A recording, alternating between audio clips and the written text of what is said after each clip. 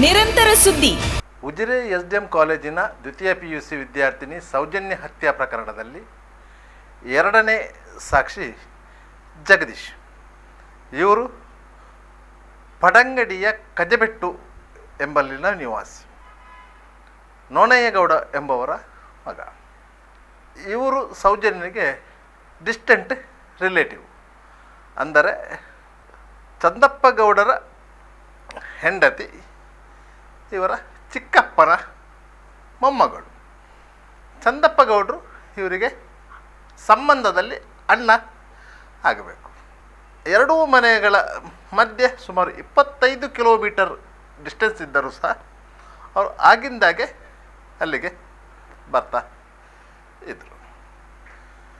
ಈ ಜಗದೀಶ್ ವಾಸ್ತವವಾಗಿ ಗುರುವಾಯನಕೆರೆಯ ನಾಗರಿಕ ಸೇವಾ ಟ್ರಸ್ಟ್ ಇದರ ಸೋಮನಾಥ್ ನಾಯ್ಕ್ ಅವರೊಂದಿಗೆ ಸಂಪರ್ಕದಲ್ಲಿ ಇದ್ದವರು. ಅವರ ಟ್ರಸ್ಟ್ನಲ್ಲಿ ಇವರು ಕೆಲಸ ಮಾಡುತ್ತಿದ್ದರು. ಸಹಜವಾಗಿಯೇ ಸೋಮನಾಥ ನಾಯ್ಕ್ ಮತ್ತು ಶ್ರೀ ಕ್ಷೇತ್ರ ಧರ್ಮಸ್ಥಳದ ಮಧ್ಯೆ ಒಂದು ವೈಮನಸ್ಸು ಇತ್ತು. ಈ ಹಿಂದೆ, ಅಂದರೆ ಸುಮಾರು 30 ವರ್ಷಗಳ ಹಿಂದೆ, ಸೋಮನಾಥ ನಾಯ್ಕ್ ಅವರು ಶ್ರೀ ಕ್ಷೇತ್ರ ಧರ್ಮಸ್ಥಳದವರೊಂದಿಗೆ ಒಳ್ಳೆಯ ಸಂಬಂಧದಲ್ಲಿ ಇದ್ದವರು. 1982ರಲ್ಲಿ ಶ್ರೀ ಕ್ಷೇತ್ರ ಧರ್ಮಸ್ಥಳದಿಂದ ಬೆಳ್ತಂಗಡಿ ಗ್ರಾಮಾಭಿವೃದ್ಧಿ ಯೋಜನೆ ಆರಂಭವಾದಾಗ ಸೋಮನಾಥ ನಾಯ್ಕ್ ಜೊತೆಯಲ್ಲಿದ್ದವರು. ಈ ಸೋಮನಾಥ ನಾಯ್ಕ್ ನೆರೆಯ ಹೆಬ್ಬಾರರೊಂದಿಗೂ ಸಂಪರ್ಕದಲ್ಲಿ ಇದ್ದವರು. ಬೆಳ್ತಂಗಡಿ ತಾಲೂಕಿನಾದ್ಯಂತ ಧರ್ಮಸ್ಥಳ ಗ್ರಾಮಾಭಿವೃದ್ಧಿ ಯೋಜನೆಯನ್ನು ವಿಸ್ತರಿಸತೊಡಗಿದಾಗ ಆ ತಾಲೂಕಿನಲ್ಲಿದ್ದಂತಹ ಹಿಂದುಳಿದ ವರ್ಗದವರು, ಹರಿಜನ ಗಿರಿಜನ ಸಮುದಾಯದವರು, ಅವರು ಪಡುತ್ತಿರುವಂತಹ ಕಷ್ಟಗಳು, ಇದನ್ನೆಲ್ಲ ಕಣ್ಣಾರೆ ಕಂಡವರು ಈ ಸೋಮನಾಥ ನಾಯ್ಕ್. ಅವರ ಸ್ಥಿತಿಗತಿಗಳ ಬಗ್ಗೆ ಫೋಟೋಗಳನ್ನು ತೆಗೆದು ವಿದೇಶದ ಕೆಲವೊಂದು NGOಗಳಿಗೆ ಕಳುಹಿಸಿ ಅದರಿಂದ ಲಕ್ಷಾಂತರ ರೂಪಾಯಿ ಬಾಚಿಕೊಂಡವರು. ಈ ವಿಚಾರ ಧರ್ಮಸ್ಥಳ ಹೆಗ್ಗಡೆಯವರ ಗಮನಕ್ಕೆ ಬಂದ ನಂತರ ಅವರು ಸೋಮನಾಥ ನಾಯ್ಕ್ ಅವರನ್ನು ದೂರ ಇಟ್ಟಿದ್ದರು. ಇದು ಸೋಮನಾಥ ನಾಯ್ಕ್ ಅವರಿಗೆ ಧರ್ಮಸ್ಥಳದ ಹೆಗ್ಗಡೆಯವರ ಬಗ್ಗೆ ದ್ವೇಷ ಸಾಧನೆಗೆ ಒಂದು ದಾರಿಯಾಗಿತ್ತು. ನಾನೇ ಮಾರ್ಗದರ್ಶನ ಮಾಡಿದಂತಹ ಒಂದು ಯೋಜನೆಯನ್ನು ನನ್ನಿಂದ ಕಿತ್ತುಕೊಂಡರು ಎನ್ನುವ ಭಾವನೆ ಸೋಮನಾಥ ನಾಯ್ಕ್ ಅವರಿಗಿತ್ತು. ಅಂತಹ ಸೋಮನಾಥ ನಾಯ್ಕ್ ಜೊತೆ ಇದ್ದವರು ಈ ಜಗದೀಶ್, ಸೌಜನ್ಯಳಿಗೆ ಹತ್ತಿರದ ಸಂಬಂಧಿ. ಸೌಜನ್ಯ ನಾಪತ್ತೆಯಾದ ದಿನದಂದು, ಅಂದರೆ ಅಕ್ಟೋಬರ್ 9, 2012ರಂದು ಸಂಜೆ ವೇಳೆಗೆ ಜಗದೀಶಿಗೆ ಸಂಬಂಧಿ ವಿಠಲಗೌಡ ಅವರು ಫೋನ್ ಮಾಡಿದ್ದು. ಫೋನ್ ಮಾಡಿ ಸೌಜನ್ಯ ನಾಪತ್ತೆಯಾದ ವಿಚಾರವನ್ನು ತಿಳಿಸಿದರು. ಆದರೆ ಜಗದೀಶ್ ಅವರಿಗೆ ಬರಲಿಕ್ಕೆ ಸಾಧ್ಯವಾಗಲಿಲ್ಲ. ಯಾಕಂತೇಳಿದರೆ ಅವರ ಪತ್ನಿ ಹೆರಿಗೆಯಾಗಿ ಕೆಲವೇ ದಿನಗಳು ಆಗಿತ್ತು ಮತ್ತು ಸುಮಾರು 25 ಕಿಲೋಮೀಟರ್ ದೂರದಲ್ಲಿದ್ದರಿಂದ ಅವರಿಗೆ ಬರಲಿಕ್ಕೆ ಆಗಲಿಲ್ಲ. ಆದರೆ ಮರುದಿನ, ಅಂದರೆ 10ನೇ ತಾರೀಕು ವಿಠಲಗೌಡರೇ ನೇರವಾಗಿ ಜಗದೀಶ್ ಮನೆಗೆ ಹೋಗಿದ್ದರು. ಜಗದೀಶ್ ಅವರು ವಿಠಲಗೌಡರೊಟ್ಟಿಗೆ ಬೆಳ್ತಂಗಡಿ ಪೊಲೀಸ್ ಠಾಣೆಗೆ ಬಂದಿದ್ದರು. ಅವರಿಬ್ಬರು ಸುವರ್ಣ ಸ್ಟುಡಿಯೋಕ್ಕೆ ಹೋಗಿ ಸೌಜನ್ಯಳ ಫೋಟೋ ಪ್ರತಿಯನ್ನು ಮಾಡಿಸಿಕೊಂಡು ಬೆಳ್ತಂಗಡಿ ಠಾಣೆಗೆ ಬಂದಿದ್ದರು. ಅಲ್ಲಿಂದ ಬೆಳ್ತಂಗಡಿ ಠಾಣೆಯಿಂದ PC ಐತಪ್ಪ ಅವರು ಇವರೊಂದಿಗೆ ಬಂದಿದ್ದರು. ನೇರವಾಗಿ ಇವರು ಸೌಜನ್ಯ ಕಲಿಯುತ್ತಿದ್ದಂತಹ ಉಜಿರೆಯ SDM ಕಾಲೇಜಿಗೆ ಹೋಗಿ ಪ್ರಾಂಶುಪಾಲರ ಹತ್ರ ಮಾತುಕತೆ ನಡೆಸಿದರು. ಸೌಜನ್ಯಳ ಬಗ್ಗೆ ಕೆಲವೊಂದು ವಿವರಗಳನ್ನು ಕೇಳಿಕೊಟ್ಟರು. ಯಾಕಂತ ಹೇಳಿದರೆ ಹರೆಯದ ಹೆಣ್ಣು ಮಗಳೊಂದು ನಾಪತ್ತೆಯಾದಾಗ ಹಲವಾರು ವದಂತಿಗಳು ಹರಡುವುದು ಸಹಜ. ಆ ರೀತಿಯಾಗಿ ಅವರು ವಿಚಾರಣೆ ಮಾಡಿದರು. ಅಷ್ಟೊತ್ತಿಗೆ ಸೌಜನ್ಯನ ಬಗ್ಗೆ ಪ್ರಾಂಶುಪಾಲರು ಸಹ ಒಳ್ಳೆಯ ಮಾತುಗಳನ್ನೇ ಹೇಳಿದರು. ಅದೇ ಸಮಯಕ್ಕೆ ವಿಠಲಗೌಡರಿಗೆ ಗಣೇಶ ಎಂಬುವರು ಫೋನ್ ಮಾಡಿದರು. ಅವರು ಸೌಜನ್ಯನ ಡೆಡ್ ಬಾಡಿ ಸಿಕ್ಕಿದೆ ಅಂತ ಹೇಳಿದರು. ಅದರಿಂದ ಇವರಿಬ್ಬರು ಸ್ಥಳಕ್ಕೆ ಬಂದಿದ್ದರು. ಅಲ್ಲಿ ಮೃತದೇಹವನ್ನು ನೋಡಿದರು. ಆಕೆಯ ಮೃತದೇಹ ಜರ್ಜರಿತವಾಗಿತ್ತು. ಆ ಮೃತದೇಹ ಮೇಲೆ ಬಟ್ಟೆ ಹೊದಿಸಲಾಗಿತ್ತು. ಮತ್ತು ಅವರು ಸೂಕ್ಷ್ಮವಾಗಿ ಗಮನಿಸಿದಾಗ ಆಕೆಯನ್ನು ಕತ್ತು ಬಿಗಿದು ಹತ್ಯೆ ಮಾಡಿರುವುದು ಮತ್ತು ಆಕೆಯ ಮೇಲೆ ಪೈಶಾಚಿಕವಾಗಿ ಅತ್ಯಾಚಾರ ಮಾಡಿದ್ದು ಗಮನಕ್ಕೆ ಬಂದಿತ್ತು. ವಿಠಲಗೌಡರು ಆಗಲಿ, ಸೌಜನ್ಯನ ತಂದೆ ಚಂದಪ್ಪ ಗೌಡರಾಗಲಿ ಆ ಸಂದರ್ಭದಲ್ಲಿ ಪೊಲೀಸರಿಗೆ ಕೊಲೆ ಪ್ರಕರಣದ ಬಗ್ಗೆ ದೂರು ಕೊಡುವಂಥ ಸ್ಥಿತಿಯಲ್ಲಿ ಇರಲಿಲ್ಲ. ಅದು ಸಹಜವೇ ಆಗಿತ್ತು. ಹೆತ್ತು ಹೊತ್ತ ಮಗಳೊಬ್ಬಳು ಆ ರೀತಿಯಾಗಿ ಮೃತಪಟ್ಟಿದ್ದಾಳೆ ಅಂತ ಹೇಳಿದರೆ ಯಾವ ತಂದೆಗೂ ಸಹಿಸ್ಕೊಳ್ಳಿಕ್ಕೆ ಸಾಧ್ಯವಾಗದು. ಅದೇ ರೀತಿ ಎತ್ತಿ ಆಡಿಸಿದ ಮಗು ಆ ರೀತಿಯಾಗಿ ಜೀವ ಕಳ್ಕೊಂಡಿದ್ದಳೆಂದರೆ ಸೋದರ ಮಾವನಾದ ವಿಠಲಗೌಡ ಅವರಿಗೂ ಸಹ ಅದೇ ರೀತಿಯ ಭಾವನೆ ಸೃಷ್ಟಿಯಾಗಿತ್ತು. ಆದ್ದರಿಂದ ಅನಿವಾರ್ಯವಾಗಿ ಪೊಲೀಸರು ಜಗದೀಶ್ ಅವರನ್ನು ಕರ್ಕೊಂಡು ಹೋಗಿ ಅವರ ಹೇಳಿಕೆಯ ಆಧಾರದಲ್ಲಿ ಸೌಜನ್ಯರ ಕೊಲೆ ಮತ್ತು ಅತ್ಯಾಚಾರ ಪ್ರಕರಣವನ್ನು ದಾಖಲಿಸಿಕೊಟ್ಟಿದ್ದರು. ಆದ್ದರಿಂದ ಈ ಪ್ರಕರಣದ ತನಿಖೆಯ ಸಂದರ್ಭದಲ್ಲಿ ಜಗದೀಶ್ ಅವರ ಹೇಳಿಕೆ ಅತ್ಯಂತ ಮಹತ್ವದ್ದು. ಜಗದೀಶ್ ಅವರು ಈ ಪ್ರಕರಣದಲ್ಲಿ ಪ್ರತ್ಯಕ್ಷದರ್ಶಿ ಅಲ್ಲ.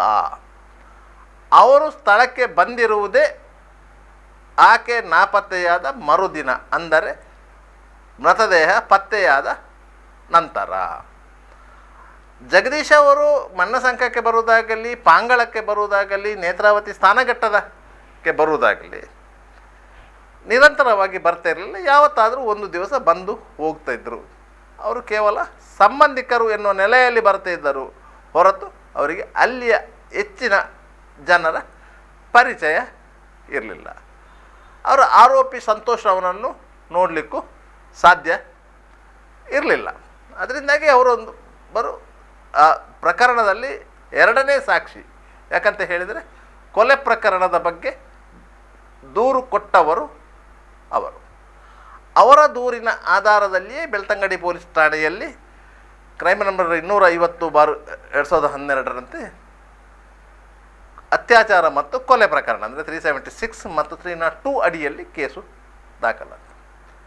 ಅಲ್ಲಿಂದ ಡೆಡ್ ಬಾಡಿಯನ್ನು ಶಿಫ್ಟ್ ಮಾಡುವಾಗಲಾಗಲಿ, ಅದಕ್ಕಿಂತ ಮೊದಲು ನಡೆದಂತಹ ಫೋರೆನ್ಸಿಕ್ ತಜ್ಞರ ಮಹಾಜರಾಗಲಿ ಸಂದರ್ಭದಲ್ಲೆಲ್ಲ ಜಗದೀಶ್ ಸ್ಥಳದಲ್ಲಿ ಇದ್ದವರು.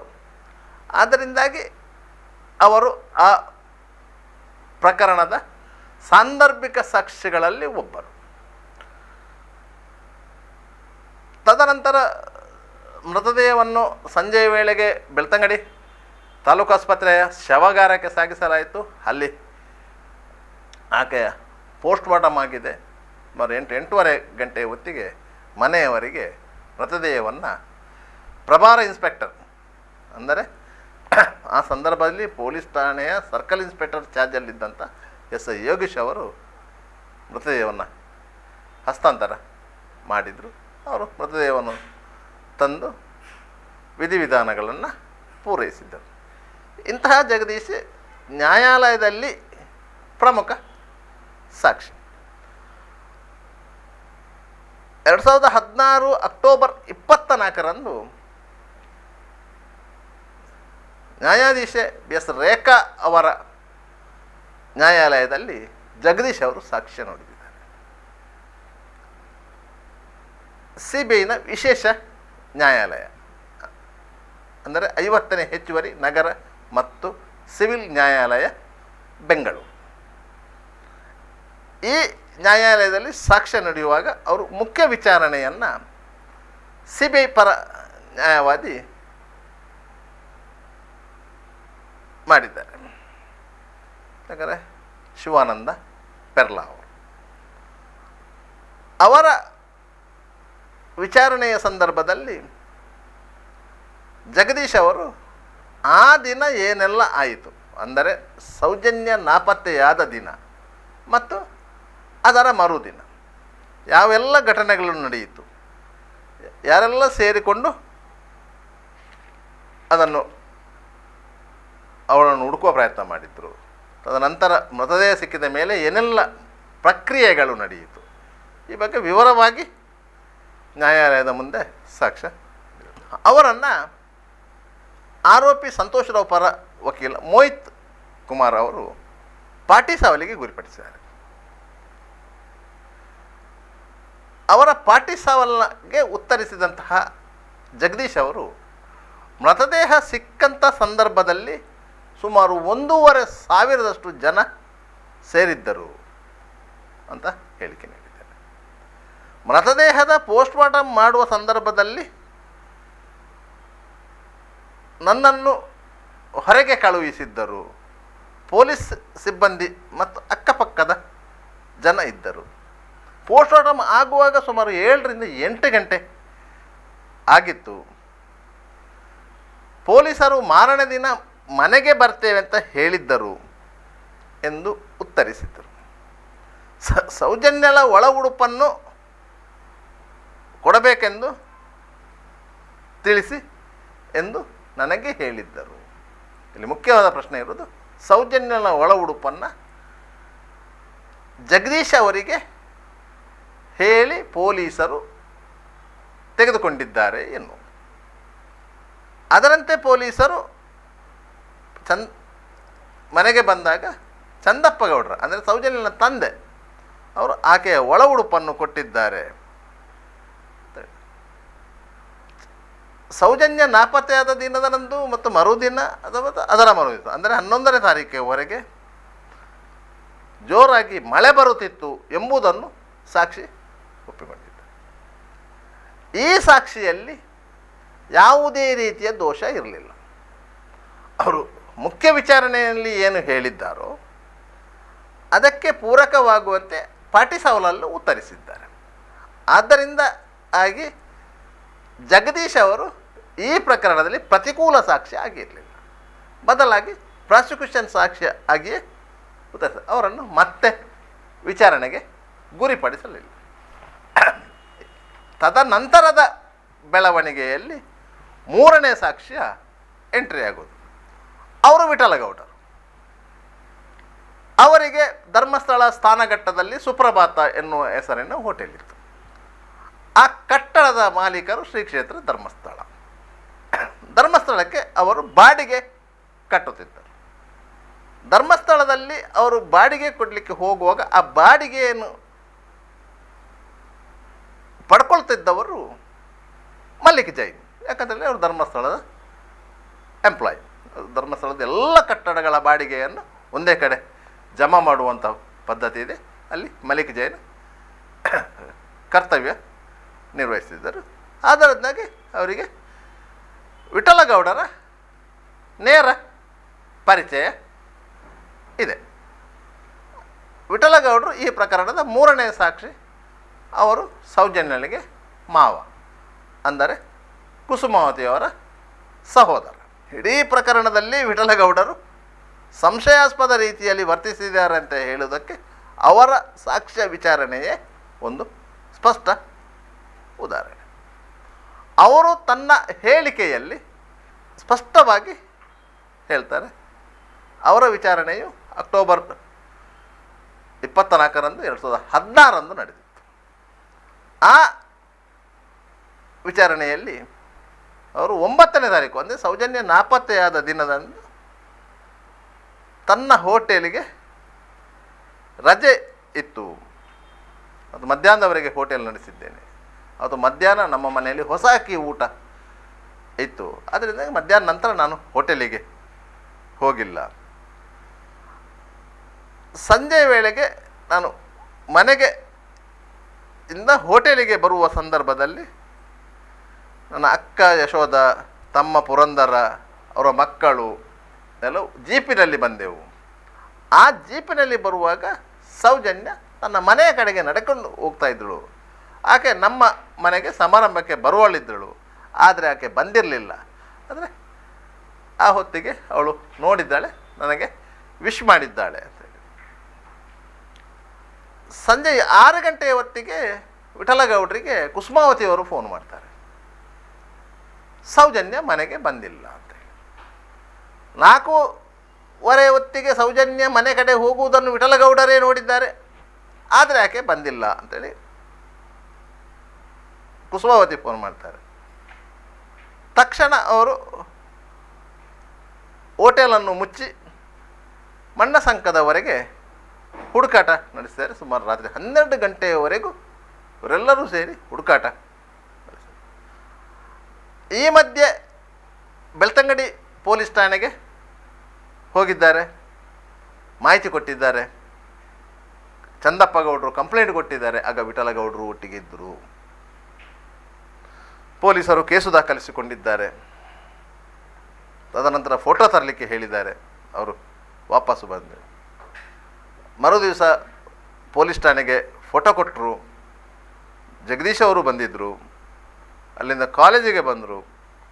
ಆ ಸಂದರ್ಭದಲ್ಲಿ ಅವರಿಗೆ ಮಣ್ಣಸಂಕದ ಬಳಿ ಸೌಜನ್ಯನ ಮೃತದೇಹ ಸಿಕ್ಕಿದೆ ಅನ್ನುವ ಮಾಹಿತಿ ಸಿಕ್ಕಿದೆ. ಅವರು ಸ್ಥಳಕ್ಕೆ ಬಂದಿದ್ದಾರೆ. ಶವವನ್ನು ನೋಡಿದ್ದಾರೆ, ಗುರುತು ಹಚ್ಚಿದ್ದಾರೆ. ಎಲ್ಲವನ್ನೂ ಅವರು ತನ್ನ ಹೇಳಿಕೆಯಲ್ಲಿ ದಾಖಲಿಸಿದ್ದಾರೆ. ಆ ಹೇಳಿಕೆಯಲ್ಲಿ ಅವರು ನ್ಯಾಯಾಲಯದ ಮುಂದೆ, ಅಂದರೆ 2016ರಲ್ಲಿ ಈ ಪ್ರಕರಣದ ವಿಚಾರಣೆ ನಡೆದದ್ದು. ಈ ಸಂದರ್ಭದಲ್ಲಿ ಅವರು ಮಲ್ಲಿಕ್ ಜೈನ್, ನೀರಜ್ ಜೈನ್ ಮತ್ತು ಉದಯ್ ಜೈನ್ ಮತ್ತು ನಿಶ್ಚಲ್ ಕುಮಾರ್ ಇವರ ಮೇಲೆ ಸಂಶಯ ವ್ಯಕ್ತಪಡಿಸಿದ್ದೆ ಎನ್ನುವ ಮಾತನ್ನು ನ್ಯಾಯಾಲಯದಲ್ಲಿ ಹೇಳ್ತಾರೆ. 2014ರಂದು CBI ಅಧಿಕಾರಿಗಳು ಈ ಪ್ರಕರಣದ ತನಿಖೆ ನಡೆಸುತ್ತಿದ್ದ ಸಂದರ್ಭದಲ್ಲಿ ವಿಠಲಗೌಡರನ್ನು ಪ್ರಶ್ನೆ ಮಾಡ್ತಾರೆ. ಆ ಸಂದರ್ಭದಲ್ಲಿ ವಿಠಲಗೌಡರು ಈ ವಿಚಾರವನ್ನು CBI ಅಧಿಕಾರಿಗಳ ಮುಂದೆ ಪ್ರಸ್ತಾಪ ಮಾಡಿರಲೇ ಇಲ್ಲ. ಅದಕ್ಕಿಂತ ಮೊದಲು COD ಅಧಿಕಾರಿಗಳು ವಿಠಲಗೌಡರನ್ನು ವಿಚಾರಣೆ ಮಾಡಿದ್ದಾರೆ. ಅದಕ್ಕಿಂತಲೂ ಮೊದಲು ಬೆಳ್ತಂಗಡಿ ಪೊಲೀಸರು ವಿಚಾರಣೆ ಮಾಡಿದ್ದಾರೆ. ಯಾವುದೇ ಸಂದರ್ಭದಲ್ಲೂ ವಿಠಲಗೌಡರು ಈ ಯುವಕರ ಹೆಸರನ್ನು ಅಧಿಕಾರಿಗಳಿಗೆ ತಿಳಿಸಿರಲಿಲ್ಲ. ಈ ವಿಚಾರವನ್ನು ವಿಠಲಗೌಡರು ಏಕಪಕ್ಷೀಯವಾಗಿ, ಅಂದರೆ ಘಟನೆ ನಡೆದು 4 ವರ್ಷಗಳ ನಂತರ 2016ರಲ್ಲಿ CBI ನ್ಯಾಯಾಲಯದ ಮುಂದೆ ಈ ವಿಚಾರವನ್ನು ಹೇಳ್ತಾರೆ. ಅಕ್ಟೋಬರ್ 9ರಂದು ತನ್ನ ಅಕ್ಕ ಯಶೋಧ ಮನೆಗೆ ಬರುತ್ತಿದ್ದಾಗ 2 ಬೈಕಿಗಳಲ್ಲಿ 4 ಜನ ಇದ್ದು, ಅವರ ಪೈಕಿ ನೀರಜ್ ಜೈನ್, ಮಲ್ಲಿಕ್ ಜೈನ್ ಮತ್ತು ಉದಯ್ ಜೈನ್ರವರು ಸ್ಪಷ್ಟವಾಗಿ ಗೊತ್ತಾಗಿದ್ದು, ಅವರ ಪರಸ್ಪರ ಮಾತನಾಡುತ್ತಿದ್ದನ್ನು ಕೇಳಿಸಿಕೊಂಡಿದ್ದಳು. ಈ ವಿಚಾರವನ್ನು ನಾನು ಪೊಲೀಸ್ ಅಧಿಕಾರಿಗಳ ಮುಂದೆ ಹೇಳಿದ್ದೆ, ನನಗೆ ಅವರ ಮೇಲೆ ಸಂಶಯ ಇದೆ ಅಂತ ಹೇಳಿದರು.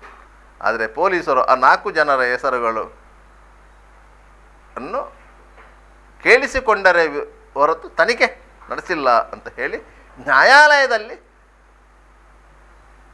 ಪ್ರಾಸಿಕ್ಯೂಷನ್ ಪರ ವಕೀಲರ ನಡೆಸಿದ ಚೀಫ್ನ ಮುಖ್ಯ ವಿಚಾರಣೆಯ ಸಂದರ್ಭದಲ್ಲಿ ಬಾಯ್ಬಿಡ್ತಾರೆ. ಅಲ್ಲಿಗೆ ಈ ಪ್ರಕರಣದಲ್ಲಿ ಇನ್ನೂ 3 ಒಳಗೆ ಕರೆದುಕೊಂಡು ಬಂದಾಗೆ ಆಯಿತು.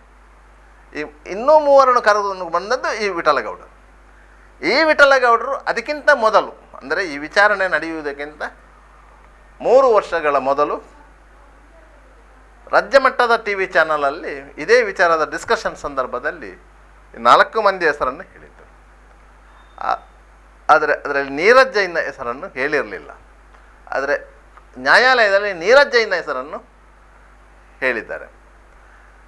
ಈ ರೀತಿಯ ಗೊಂದಲಮಯ ಹೇಳಿಕೆಯನ್ನು ನೀಡಿ ನ್ಯಾಯಾಲಯದ ದಿಕ್ಕು ತಪ್ಪಿಸಿದ್ದು, ಈ ಪ್ರಕರಣದ ವಿಚಾರಣೆಯ ಹಂತದಲ್ಲಿ ಆರೋಪಿ ಪರವಾಗಿ ಸಾಕ್ಷ್ಯ ನುಡಿದದ್ದು ವಿಠಲಗೌಡರು.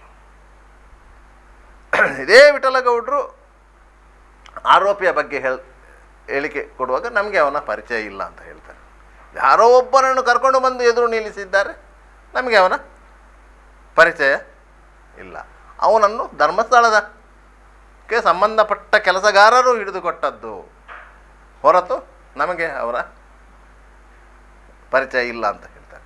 ಆದರೆ ಅದೇ ಆರೋಪಿ ಸಂತೋಷ್ ರಾವ್ ವಿಠಲಗೌಡರ ಸುಪ್ರಭಾತ ಹೋಟೆಲಿನಿಂದಲೇ ಹತ್ಯೆ ನಡೆಯುವ ದಿನ ಅದಕ್ಕಿಂತ ಹಿಂದಿನ 2 ದಿನಗಳಲ್ಲಿ ತಿಂಡಿ ತಿಂದಿದ್ದಾನೆ, ತಿಂಡಿ ಪಾರ್ಸಲ್ ಕೊಂಡೋಗಿದ್ದಾನೆ. ವಿಠಲಗೌಡರ ಹೋಟೆಲಿನ ತಿಂಡಿ ಪಟ್ಟಣಗಳ ಕುರುಹುಗಳು ಆತ ತಂಗಿದ್ದ ಸ್ಥಳದಲ್ಲಿ ಸಿಕ್ಕಿದೆ. ಅದನ್ನು ಪೊಲೀಸರು ಮಹಜರ್ ಮೂಲಕ ಕೊಂಡಿದ್ದರು. ಈ ವಿಚಾರವನ್ನು ನ್ಯಾಯಾಲಯದ ಮುಂದೆ ವಿಠಲಗೌಡರು ಡಿಸ್ಕ್ಲೋಸ್ ಮಾಡಲೇ ಇಲ್ಲ. ಆದ್ದರಿಂದ ಇಡೀ ಪ್ರಕರಣದಲ್ಲಿ ಆರೋಪಿ ಸಂತೋಷ್ ರಾವ್ ಬಚಾವಾಗಲು ಮುಖ್ಯ ಕಾರಣವೇ ಪ್ರಾಸಿಕ್ಯೂಷನ್ ಪರ ಸಾಕ್ಷಿಯಾಗಿದ್ದ ವಿಠಲಗೌಡರು. ಅವರನ್ನು ಸಂತೋಷ್ ರಾವ್ ಪರ ವಕೀಲ ಮೋಹಿತ್ ಕುಮಾರ್ ಅವರು ಅಡ್ಡ ವಿಚಾರಣೆ ಮಾಡಿದ್ದಾರೆ. ಆ ಸಂದರ್ಭದಲ್ಲಿ ಅವರು ಸ್ಪಷ್ಟವಾಗಿ ಹೇಳಿದ್ದಾರೆ, ಸುಮಾರು ಸೌಜನ್ಯ ನಾಪತ್ತೆಯಾದ ದಿನದಂದು ಸುಮಾರು 500 ಜನ ಇದ್ದೆವು ಅಂತೇಳಿ. ಮತ್ತು ಪ್ರಗತಿ ಚಿಕಿತ್ಸಾಲಯದಲ್ಲಿ ವಾಚ್ಮ್ಯಾನ್ ಇದ್ದಾರೆ, ಅಲ್ಲಿ CCTV ಇದ್ದ ಬಗ್ಗೆ ನನಗೆ ಗೊತ್ತಿಲ್ಲ ಎನ್ನುವುದನ್ನು. ಆದರೆ ಸೌಜನ್ಯ ನಡ್ಕೊಂಡು ಬರ್ತಿದ್ದ ಸಂದರ್ಭದಲ್ಲಿ ಮಳೆ ಬರುತ್ತಿತ್ತು ಎನ್ನುವ ವಿಚಾರವನ್ನು ಅಡ್ಡ ವಿಚಾರಣೆಯಲ್ಲಿ ವಿಠಲಗೌಡರು ಒಪ್ಪಿಕೊಂಡಿದ್ದು. ಆದ್ದರಿಂದ ಪೊಲೀಸರು ಮಾಡಿದಂತಹ ಮಹಜರ್ನ ಸಂದರ್ಭದಲ್ಲಿ ಅವಳ ಕೊಡೆ ಒದ್ದೆ ಆಗಿರಲಿಲ್ಲ, ಅವಳ ಬಟ್ಟೆ ಬರೆ ಒದ್ದೆ ಆಗಿರಲಿಲ್ಲ, ಅವಳ ಸ್ಕೂಲ್ ಬ್ಯಾಗ್ ಒದ್ದೆ ಆಗಿರಲಿಲ್ಲ. ಆದ್ದರಿಂದ ಚಂದಪ್ಪ ವಿಠಲಗೌಡರ ಹೇಳಿಕೆಯು ಪೊಲೀಸರ ಮಹಜರಿಗೂ ತಾಳೆಯಾಗುತ್ತಿರಲಿಲ್ಲ. ಇದು ಸಂಶಯಕ್ಕೆ ಲಾಭ ಆಗಿತ್ತು. ಈ ಸಂಶಯದ ಲಾಭದಿಂದಲೇ ಸಂತೋಷ್ ರಾವ್ನನ್ನು ನ್ಯಾಯಾಲಯ ದೋಷಮುಕ್ತಗೊಳಿಸಿತ್ತು. ಈ ದೋಷಮುಕ್ತಗೊಳಿಸಲಿಕ್ಕೆ ಮುಖ್ಯ ಸಾಕ್ಷಿಯಾದದ್ದೇ ವಿಠಲಗೌಡರು. ವಿಠಲಗೌಡರು ವಿಚಾರಣೆಯ ಸಂದರ್ಭದಲ್ಲಿ ತಾನು ಪೊಲೀಸರ ಎದುರು, COD ಅಧಿಕಾರಿಗಳ ಎದುರು, CBI ಅಧಿಕಾರಿಗಳ ಎದುರು ಏನು ಹೇಳಿಕೆ ಕೊಟ್ಟಿದ್ದೇನೆ, ಅದೇ ಹೇಳಿಕೆಗೆ CBI ನ್ಯಾಯಾಲಯದಲ್ಲಿ ಬದ್ಧರಾಗಿರ್ತಿದ್ದಾರೆ. ಸಂತೋಷ್ ರಾವ್ ನಮ್ಮ ಮೇಲೆ ಚಾರ್ಜ್ ಫ್ರೇಮ್ ಆಗ್ತಾಯಿತ್ತು, ಅಂದರೆ ಆರೋಪ ದೃಢಪಡ್ತಾ ಇತ್ತು. ಆದರೆ ವಿಠಲಗೌಡರು ಸಂತೋಷನನ್ನು ಬಚಾವು ಮಾಡುವ ಉದ್ದೇಶದಿಂದ ಇತರ ಯುವಕರ ಹೆಸರುಗಳನ್ನು ನ್ಯಾಯಾಲಯದ ದಾಖಲೆಗಳ ಒಳಕ್ಕೆ ಎಳ್ಕೊಂಡು ಬಂದರು. ಆದರೆ ಆ ಯುವಕರನ್ನು ವಿಚಾರಣೆಗೆ ಒಳಪಡಿಸಿದಾಗ ಅವರ ಪಾತ್ರಗಳು ಪ್ರಕರಣದಲ್ಲಿ ಇರಲಿಲ್ಲ. ಆದ್ದರಿಂದಾಗಿ ಸಂತೋಷ್ ಅವರನ್ನು ಬಚಾವ್ ಮಾಡಲಿಕ್ಕೆ ಪ್ರಯತ್ನಪಟ್ಟವರಲ್ಲಿ ಪ್ರಥಮ ಕಲ್ಪಿಟ್ಟು ಆಗಿ ಕಂಡುಬರುವುದೇ ವಿಠಲಗೌಡರು. ಇಂಥ ಹಲವಾರು ವಿಚಾರಗಳು ಈ ಕೇಸಿನ ಒಳಗಿನ ಅಂತರ್ಯದಲ್ಲಿ ಅಡಗಿದೆ. ಅದನ್ನೆಲ್ಲ ಮುಂದಿನ ದಿನಗಳಲ್ಲಿ ರಿವೀಲ್ ಮಾಡ್ತೇವೆ, ನೋಡ್ತಾ ಇರಿ. ನಿರಂತರ ಸುದ್ದಿ